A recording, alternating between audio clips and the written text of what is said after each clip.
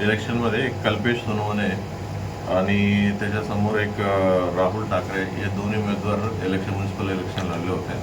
आज नेमकं काहीतरी कॉर्पोरेशनचे टेंडर निघाले होते म्हणते, त्या विषयावर दोन्ही उमेदवार आता त्यांच्यासोबत 10 ते 12 लोक त्यांनी शेनीपेठ पोलीस स्टेशन हद्दीमध्ये त्यांचं रोडवरती त्यांचं भांडण झालं होते। त्यांनी दोन्ही पार्टीला एक दुसऱ्यांचं मारहाणचं वगैरे झाले होते। मग त्या संदर्भाने पोलीस स्टेशनला दोन्ही लोकांना पोलीस स्टेशनला आणले होते। मग त्यांच्या दोन्ही लोकांचा फिर्याद नोंदवणं चालू होते। एकाला एका रूममध्ये, दुसऱ्याला दुसऱ्या रूममध्ये त्यांना बसून घेतलं। मग ही जेव्हा घटनाच्या रोडवरती मारामारी झालं होतं तेव्हा राहुल ठाकरे ह्या माणसं तिथं नव्हते।